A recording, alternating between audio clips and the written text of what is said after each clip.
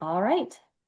Welcome, everyone, to tonight's episode of Birds and Bytes. I'm really excited to introduce to you Sammy Cabindol, who will be talking about his 1,200 days of birding. You can take it away, Sammy.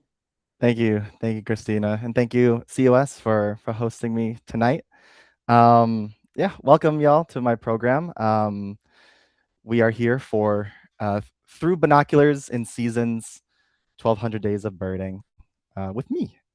Um, so a little bit of tonight's program, how we're gonna go about tonight. We're gonna do a small little introduction about me, my days as a beginner birder, and then we'll kind of go through what those first 100 days were like, and then my journey to 1,000 days and beyond. We'll end the night with the conclusion, and then the last 10, 15 minutes or so will be for Q&A, question and answer. So for those of you who do not know me, my name is Sammy Cabindol. I use he, him pronouns. I currently live in Algonquin, Illinois, in my hometown, but I did live in Chicago for 4 years during my time in college. I'm a field trip leader with the Chicago Ornithological Society and Chicago Bird Alliance, and I'm a organizing member with the Chicago BIPOC Birders, and I'm also an affiliate member with the Windy City Bird Lab. I'll touch on them in a little bit. But professionally, I am an ambassador animal specialist at Crabtree Nature Center with the Forest Preserves of Cook County. You may recognize some of the forest preserve sites, especially around the city, like Eggers Grove and LeBlanc Woods. That is the Cook County Forest Preserves. Um, so before we continue on with tonight's program, um, I do have a couple of questions for y'all to kind of share your thoughts. My first one here is, who or what introduced you to birding? Again, feel free to answer in the chat. Um, was it a particular spark bird? Were you just at your favorite park and you decided to take up birding? Did you have a mentor that kind of took you under their wing, pun intended, or were you just bird curious, or were you just a general nature lover? So yeah, feel free to share, and just kind of think about that. Who or what introduced you to birding? And then my second question for you all is, um, why do you go birding? It's a little bit of a deeper question, I think, anyway. Um, I love why questions. I can always I I love going down the rabbit hole of why is it like this? Why does it look like this? Or why is it this way? Things like that. Um, so I kind of was thinking about this question um, when creating this program for tonight. Why do you go birding? Why did I decide to pursue birding and continue on for over 1,200 days and counting, which is insane for me to say out loud. So now that people are kind of trickling in their answers from the last one, um, I'm kind of curious. Let's see. Friend in college ID'd a belted kingfisher. Well, offline hobby. Yeah. We need to unplug every now and again, and birding is a great way to do that. Meditative as well. Grandmother. Later, rabbit hole. Yep. Visiting Colorado, started birding with a great group. Great to be outdoors. Awesome. So yeah, and then yeah, I also see COVID birder as well. So yeah, we are all here for our love of birds. It's really great to see these stories and connect with each other. It's awesome. Thank you all for sharing. And then I'll scroll back up later because I am very curious of what y'all have been answering. So um, I like to begin first with my life as a pre-birder. I've always been a nature lover growing up, but I especially loved animals. I consumed a lot of wildlife media, books, and especially YouTube, and TV as well. I binged a lot of Animal Planet, and on the PBS channel, there was a Boomafoo there. And I tuned in pretty much to every single episode and watched to my heart's content. I loved animals, but especially I loved reptiles. It might be a little bit weird that I'm not saying I love birds off the bat, but my first love for animals was with reptiles. Um, and so when I went to college, I started on a track for biology with pre-med, but then I quickly switched, as it goes, to a path with for ecology and evolution to pursue my first passions in wildlife.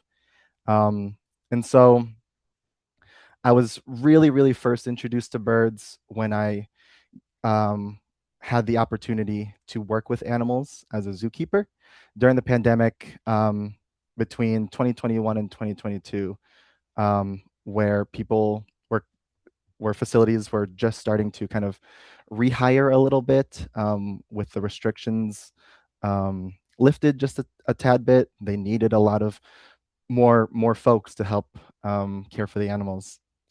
So my time was at Randall Oaks Zoo during the during the summers of 2021 and 2022. These are some of the birds that I worked with. Tarzan over there on the left, Lady Di in the middle, and Alex on the right. But when I was here as a zookeeper, I actually did not like birds. They are smelly. They can be noisy, like Tarzan over there. And so, again, I loved reptiles so much. They're quiet, easy to care for. I could have them on my shoulder. I can have them anywhere. They're a great program animal. But with the birds, it took a lot more dedication and an experience that I did not have. So um, I still loved working with them, and I still do love working with them. But it's just kind of funny, kind of reflecting on my time as a birder. I started off not liking birds. And I always like to share that because our minds can always change with new experiences, which is really cool. Um, so yeah. Um, when we came back to in-person classes at Loyola, that's where I went. Um, my friend and I, we decided to take ornithology together, um, on kind of the expectation that it would be a throwaway class. But little did we know we were going to be completely wrong. Um, this class really challenged the both of us, our kind of patience with our professor, but also just with the bird world in general. A lot of the terminology and really the rigor of that course, we were totally unaware of and had no prior knowledge to birds. So we really had to step up our game for a class that we had initially just chosen as a fun elective. um, but here I am. I survived. um, so in ornithology, we went on a couple birding trips. Our first one and my first time birding was on September 24th, 2022, where we went to Illinois Beach State Park and Winthrop Harbor. And this picture actually is from that day. My friend, she told me I looked dumb with a pair of binoculars up to my head, and she thought it was so silly that we were kind of going around chasing for birds in this way. Because again, we had no idea what birding was. We were just told that we had to go on these field trips for our grade. It was part of our um, participation for the class. So yeah, we weren't totally on board with birding, but we did it anyway. We went on a second birding trip to, or two more birding trips to Montrose, and then later to McHenry County, which is a lot of fun looking back at it. But in the moment when we had to wake up at 4 in the morning to catch the van, it was not so fun. um, our professor, his name was Father Stephen. His name is Father Stephen Minton. Um, if you've never met him, he is a character. Um, um, in the classroom, he's very fast paced, and we kind of had little to no intro to birds. Um, but we were introduced to Merlin and field guides, and so we kind of had to learn on our own a little bit the birds that we were supposed to know, if that makes sense, for the class, so we can get a good grade. And then come the spring semester, or I decided to take another class with Father Minton. Despite my challenges in that ornithology class, I wanted to see where birds could take me. So I took his bird conservation and ecology class, where again we used eBird um, for our grade. And then that is when I began to really bird on my own around my neighborhood. Um, these are my kinds of checklists that I would make. And um, I just went around my block, really, learning about all the different kinds of birds in Rogers Park. Nothing too wild, just kind of on my walks to and from campus or to and from the grocery store, things like that. I kept an eBird checklist, um, just to, again, participate in the class, but also learn more about what I was seeing. And then here I have two completely separate dates, but I took the same exact route. And you can see there were different birds on those days, which is really cool. Like in March, I had a black-capped chickadee, but in April, I did not that day, even though I took that same route, which is really cool. Um, and then with this kind of rabbit hole into eBird that I found myself in, I learned about this feature on the homepage that lists or that shows your days of checklist streak. And this is where my obsession kind of started. Um, and then at the bottom there, it lists your best streak. So this is my girlfriend's eBird page. She had a best streak of 3 days. um, but when I saw this, I was like, okay, um, let's see where this goes. I'm using eBird and uploading these checklists for my class. So we'll just keep on birding. We'll see where it goes. And again, that class took us to McHenry County and around Chicago. On the left there is Father Minton in that blue jacket. We are here in McHenry County on this particular day looking for a ruff that was seen for the past week. Unfortunately, we didn't see it that day, but this was kind of my intro to what the birding community kind of looks like and what chasing was. This was kind of our introduction to chasing because we weren't there for the rough. We were supposed to be looking at habitats. But we did a little detour to try and find this rough. And then on the right there is a picture that I took of one of our resident peregrine falcons at the top of the Mundelein Center at Loyola. It's a tiny little dot right there through my binoculars. And that was really cool to see, especially so early into um, into my birding. I never thought I'd see a falcon so casually, but here they are. Here they are in Chicago, thriving because they enjoy this type of habitat, all the skyscrapers. So yeah, it's really cool. Um, Over those next several months of spring 2023, I just found myself birding anywhere I went.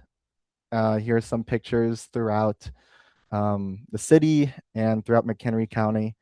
And I remember like the exact moments that I took these pictures. It's crazy how our memories work in that way. And that I can look at the picture of the brown thrasher and know exactly that bush on the museum campus, right next to the garbage cans at the intersection of between the before you get to the field museum and the shed aquarium. That's where that brown thrasher was. And then the common goldeneye was just off the coast on the museum campus as well. So yeah, I love looking back at these pictures and just seeing um, like how past me was so fascinated in these birds. And I just so happened to be uploading all these eBird checklists. Again, just seeing where eBird took me. And it wasn't until May 7th of 2023 that I consider I got my spark bird. I had my Peterson Field Guide to Birds of Eastern and Central North America, my go-to field guide. This is the field guide that I point to any beginner birder. I was watching this bird at North Pond, just outside of Peggy Notabart Nature Museum. And the bird landed on some blades of grass, these tall immersed plants sticking out of the water. And then the weight of them just bent the grass just ever so slightly that they could take a drink. And then they moved on. And then they did that several times. I was watching this bird that morning, and I was so captivated. I had no idea what it was. I was scrolling through Merlin, and I was looking at the eastern bluebird, like the one in that Peterson front cover there, and I was like, this is not this bird. I'm looking at someone completely different that I'd never seen before. And so for those of you who are familiar with flipping through physical field guides, they are organized by taxonomy. And so it wasn't until towards the end of the book where I came across the page of the bird that I was looking at. I was looking at an indigo bunting. This is not the picture that I took that day. I did not have this camera. But this indigo bunting really just captured my attention so much. I had never seen something so brilliantly blue. I was familiar with blue jays at the time, but they're more of like a lighter blue in the light. But there's something about the indigo buntings, like kind of deep, almost like ocean blue. Is really really cool and beautiful. And it was kind of in that moment that I think I got my spark bird. I didn't know the term spark bird at the time, but looking back on those memories now, the indigo bunting is my spark bird. So yeah, that's really really cool. Just to again just think about those memories, let them flow. So then after I graduated college, I had the opportunity to be an intern far away from the Midwest. I ended up on Nantucket Island in the summer of 2023, working as a natural science museum intern with the Mariah Mitchell Association, which is the island's like kind of science museum, nature and science museum, and astronomy as well. Um, and this is and Nantucket is where birding really took off for me.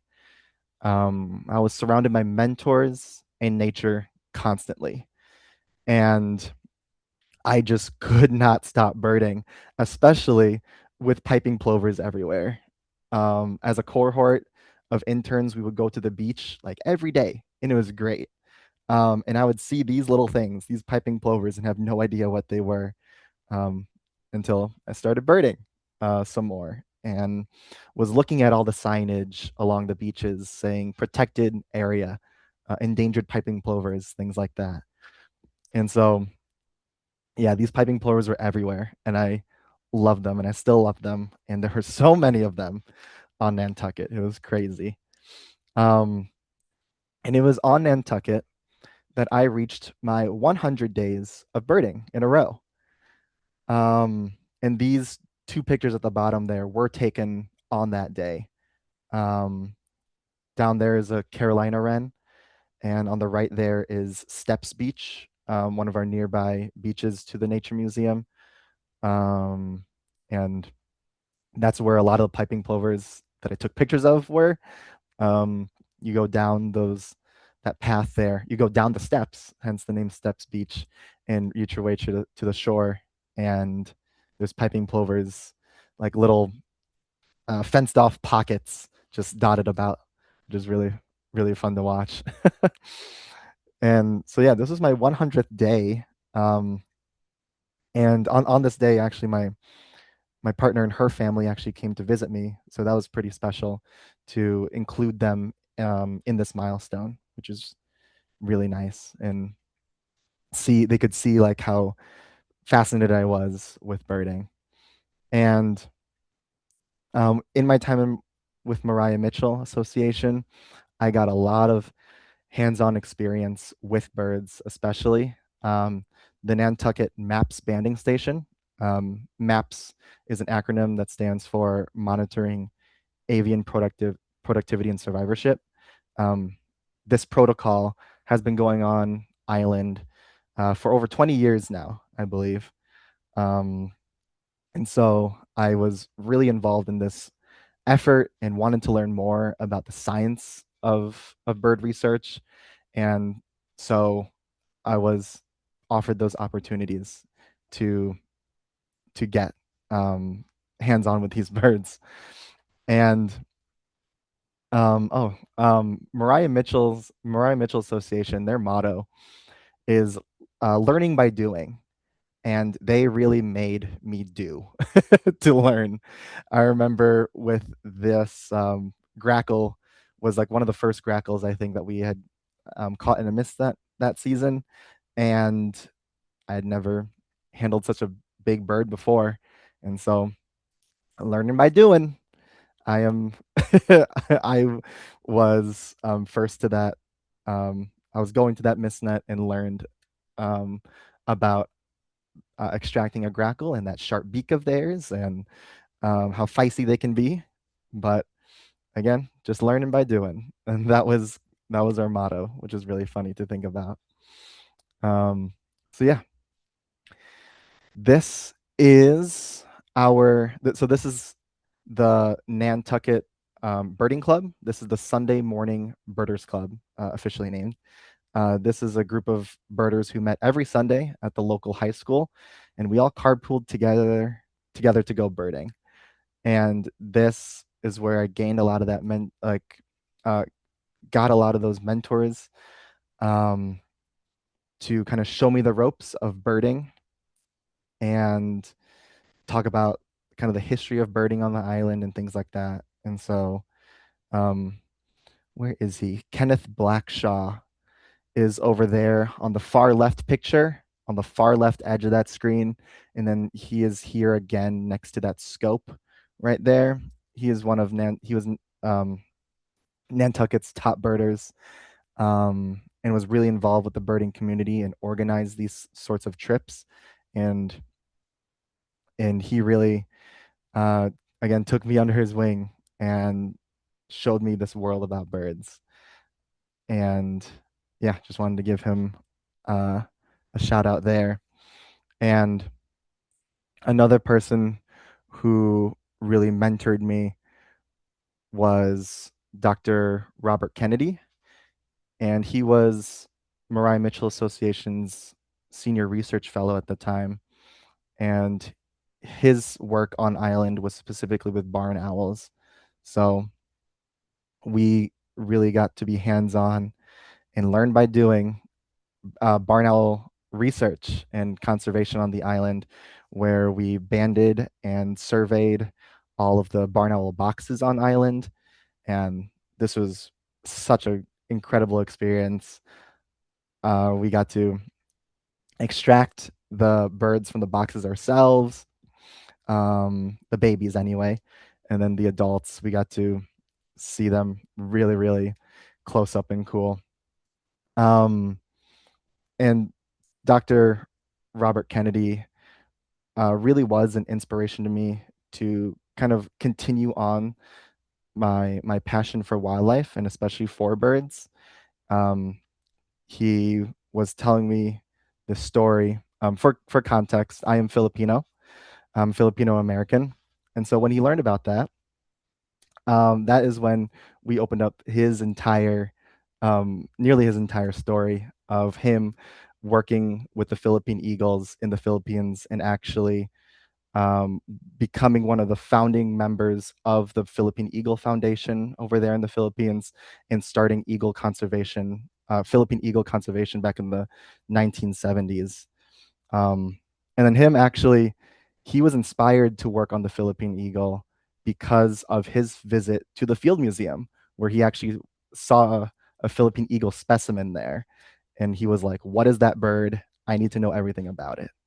Um, so yeah, I just really was inspired by um, Dr. Kennedy and his work.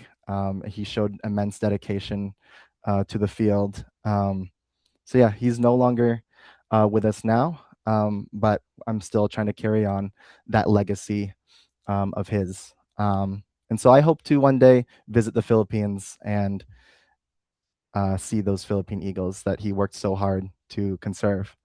So make that full circle. And then lastly, on Nantucket, Ginger Andrews was a huge part of my birder upbringing.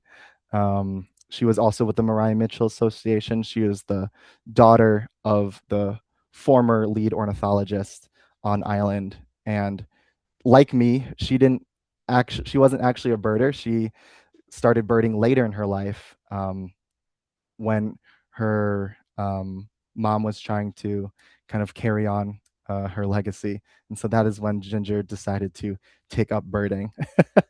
But she was surrounded by birds all her life. That picture on the right there, Ginger's Peak, is a name for a specific spot at the UMass field station, where you can look out onto the salt marshes with a clear view. And so that was a nod to Ginger. And then the bottom pictures there of little blue herons that Ginger and I found on the west side of the island. And it was really, really cool because we saw at least 3 little blue herons all together foraging, which is, um, for to our knowledge, not documented before on island, which was really cool. Um, so that was my time on Nantucket. When I came back to Chicago, we had the bird fallout in October. And this was incredible to see firsthand on the boots on the ground. And you can just see the dots of all the warblers, hopefully just zipping by. And I was completely mesmerized. I had not seen this many warblers ever, nor would I have ever thought to have seen, like, think to see this many birds all in one place. But that day, we just put out an estimate there of 10,000, at least 10,000 warblers, 2,000 of those being palm and 1,000 being yellow-rumped warblers. This was incredible. But then for those of us who are from Chicago and know of the stories that happened on this day, a lot of bird lives were lost due to a lot of the window collisions, unfortunately. And so this kind of also catapulted me to learn more about local conservation efforts in Chicago. And yeah, I just wanted to also note that this was a COS walk too, led by David Rupp. Um, so yeah, I was participating in COS walks at this time, and I reached my 200 days. My 200th day was at Brookfield Zoo, um, when I had really just started working there as a zookeeper. But this really kind of challenged me a lot.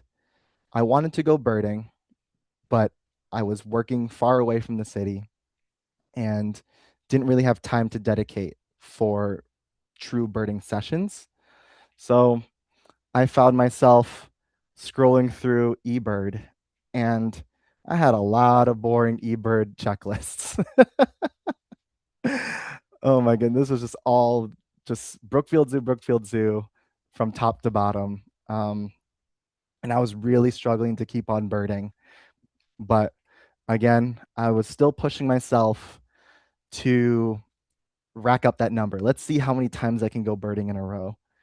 And these were the birds that kept me going while I was at work. I would take some time out of my lunch to go outside during the winter or before I clocked in, things like that. I would start an eBird checklist and finish it before I did start work. And so, yeah, these these checklists were a little bit boring to the naked eye, but in the moment, I was still trying to push myself to go birding.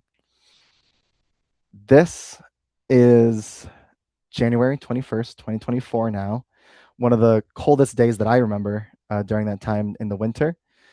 This video, third video from the left, is snow bunting and lots of Lapland longspurs on the grounds of Montrose. And then I just went around Montrose that day, birding, freezing my butt off, but all for that sweet, sweet 300th day. I took myself out of bed and pushed myself to go birding that day. And then for my 1 year of birding, for that 365th day, I had made a plan to bird Chicago and Cook County from south to north. And so I made this tentative plan starting at Park 566 and ending at my at attending a CUS woodcock walk with Tarek later that night. And so we got our woodcocks and Wilson snipe, and that was an amazing end to my day. And that entire day lasted from 6:30 all the way to 7 p.m., past 7 p.m. for the woodcock walk. So yeah, that's just really cool. Just seeing that hotspot map, all those 9 sites that I visited from the south end of the county to the north end. I try and do this trip every now and again, just for fun, and to just again push myself and not really go for any big day or anything like that, but just to appreciate the kind of nature that we have in Cook County. And April 29th was the first CUS trip that I'd led or co-led with Edward.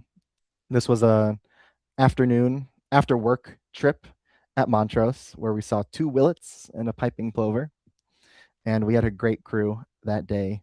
And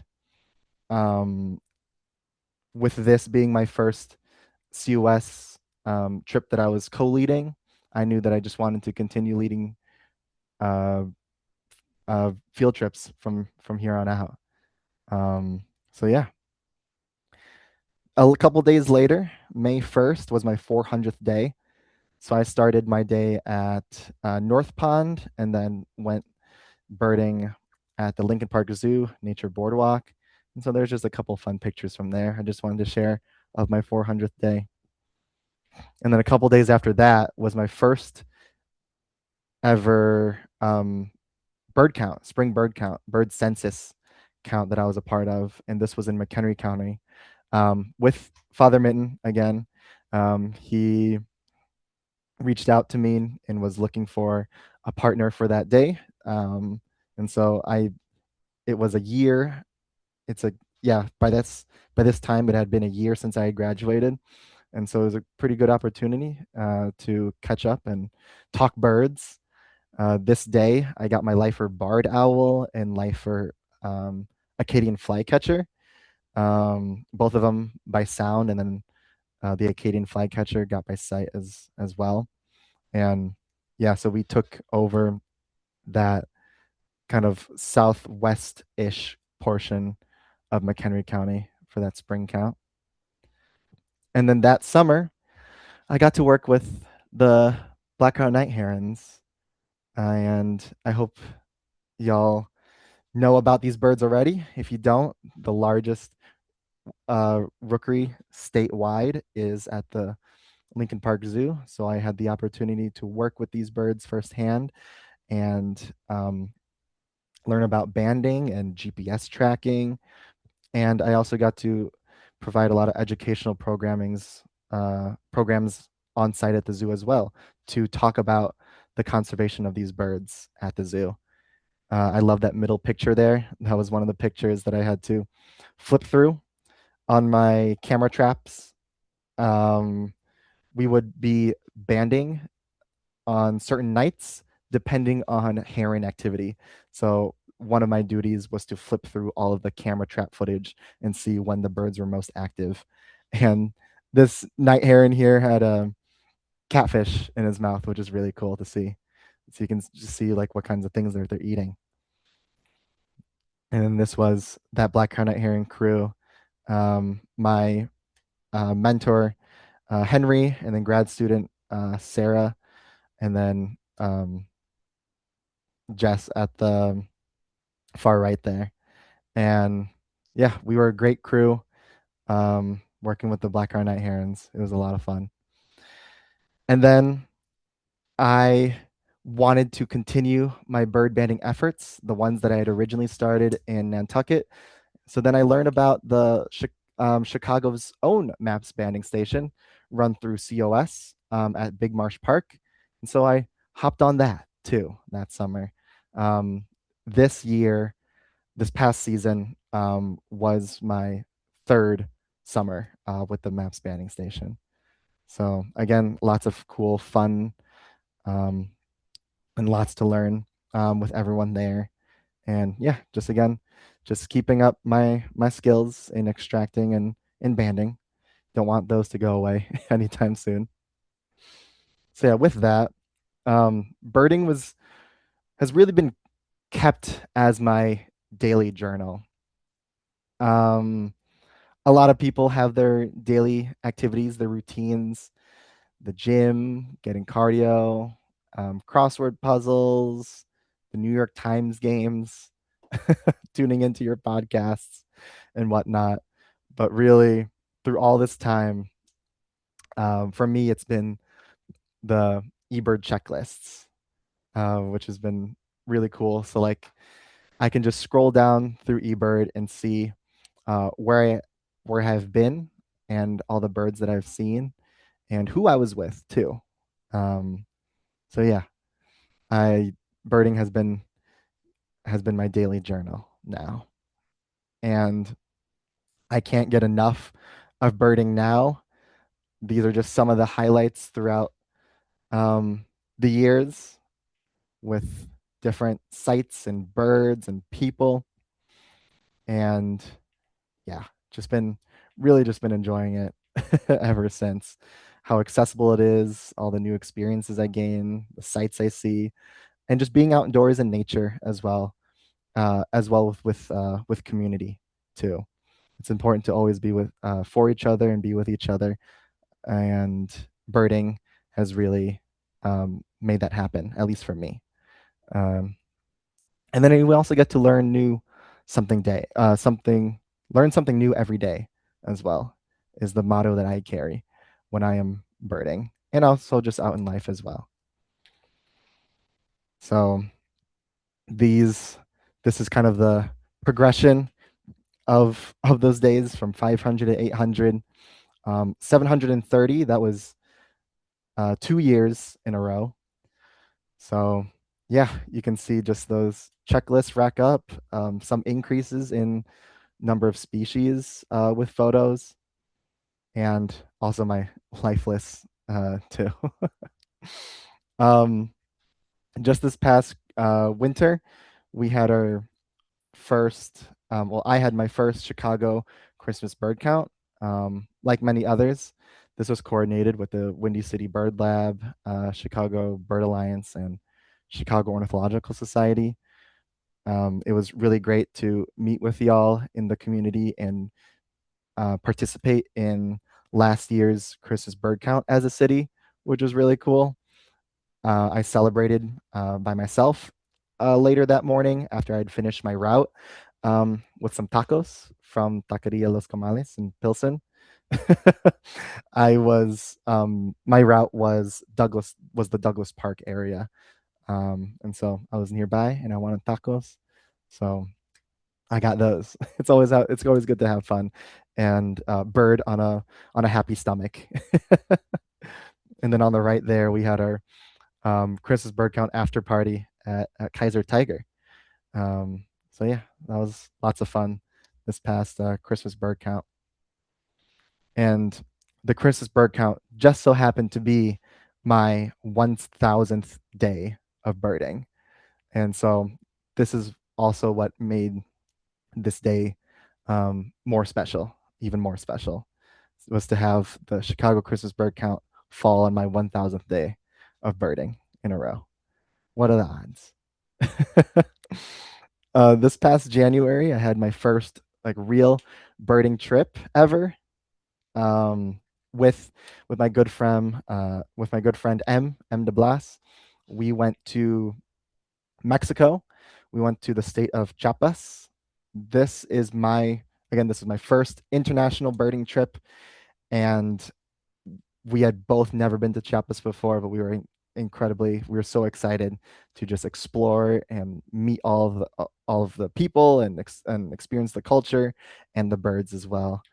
And that trip, we were able to rack up 183 different species in the span of 6 days, which is incredible. It was super duper fast paced, but I would do it again.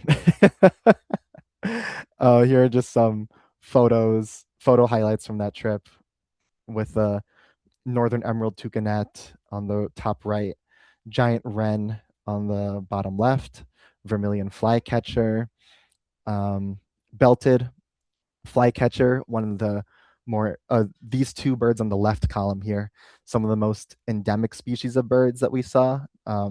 The giant wren can really only be found in Chiapas, and a tiny little strip of Guatemala. And the belted kingfisher, same thing, very limited range when you compare it worldwide. And then the collared aracari, and then a Townsend's warbler, a familiar warbler of the West Coast, if any of you have been out there. So that was my first international real birding trip. But then I celebrated my 3 years of birding in a row in Spain with my family. We did a trip out to Spain, to Madrid and Barcelona. And this is where I did a lot of urban birding. We didn't go to really any like nature hotspots outside of the city centers or anything. I was constrained to my family.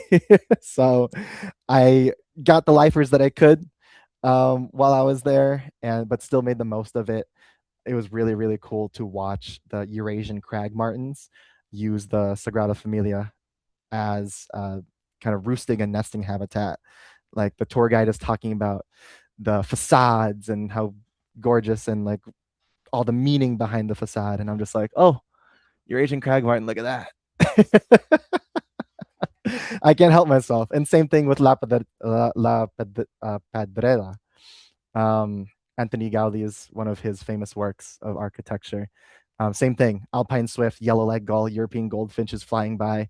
I'm listening to like those like little walk through audio things, but I can't help myself and just look out onto the city. And you bet that I carried my binoculars everywhere I went too. I looked like a weirdo with binoculars in the Sagrada Familia and Pedrera. Not so much at the park because that's an open park, but yeah. And then this past June, I held my 50th bird walk with COS. This was at Horizon Farm, a site with the Forest Reserves of Cook County, one of their most recent purchases in the past several years. And this walk is very special because this is one of the only sites in the entire county where you can find breeding bobolinks. I don't have any pictures of a bobolink here. I don't know why I never took a picture of them that day, but we counted 45, which is really, really neat. And a lot of lifers across the board for the group, and we just had a good time. This is a great 50th bird walk. And so now that brings me to finally from 0 to 1,235 days. I just took this screenshot just a couple of minutes before the presentation. I am one day off from 1,234. But So this is where I am right now, 1,235 days of birding, and I don't really see any stopping. I want this number to reach well into my old age. I do not want to calculate how many days that is, but that is going to be a lot of days on this eBird homepage. Um, so yeah, that it's been really, really, uh, really fun experience just birding all this time, and it feels so short too. I found myself the other day just counting how many seasons of warblers that I've been in. Like, oh, how many spring migrations have I been in? How many fall migrations? Because can't get enough of all that migration madness. So next steps are going to be to fill up this map of the United States eventually, some point in my life. And then also continue birding around the world. I consider myself a traveler. Um, I've been very fortunate to have traveled a lot of places in my youth. And if I had eBird back then, like the Philippines would be filled in, Japan would be filled in, things like that. But I have to go back and fill that map in with those places now. So um, now kind of what I'm going towards is working um, with more, what am I trying to say? Getting more data uploaded into eBird. And one of the gaps that I've found that I've noticed in eBird is audio uploads. When I go to someone's like a bird guide's public eBird profile, you see they have 20,000 photos of 500 different species of birds and 2 uploaded audios. So it would be really neat if we could get more audio into that Cornell Lab library so that tools like Merlin and BirdNet can use our audio recordings and create more accurate and spit out more accurate identifications. And so just over this past 1,000 days of birding, trying I've been trying more and more to upload more audio. And thankfully, my very talented brother has made this app for me. He made this this past Christmas. This was my Christmas present, and he made this app called Chirper to help me in splicing audio clips and then directly exporting them to my eBird checklists. So now, for reference, on my 1,000th day, on my on the Christmas bird count before Christmas, my brother had not launched this app yet. So I only had 24 species with audio uploaded. But now I have I have 176 species of birds with audio uploaded now, which is really, really neat to see how my non-birder brother has um, used his talents to help me out on this journey, which is really cool. We hope to launch this app um, sometime soon. There might even be another program on it. Who knows? But yeah, this is kind of what I'm trying to help with now, with kind of this experience that I've gained in birding, trying to um, teach people about how we can contribute to community science and conservation. And I wanted to kind of turn back now. We've gone from my entire journey from 0 to 1,235. My experiences in birding, what has brought me here, and just turning the question back, why do you go birding? I hope my program has kind of captured why I go birding, the community aspect, the love for science and nature and the outdoors, and being present as well. So, yeah, You can feel free to share in the chat as well. I'll scroll through the chat.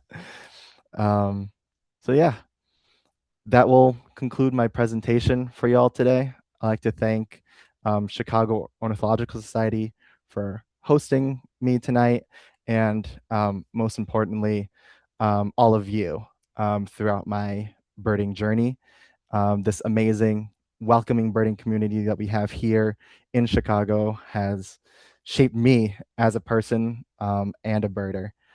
And this compilation of pictures cannot I cannot put into words how immensely grateful I feel for all that birding has provided in my life, and I've gotten a lot of support from friends and family for putting up with my obsession.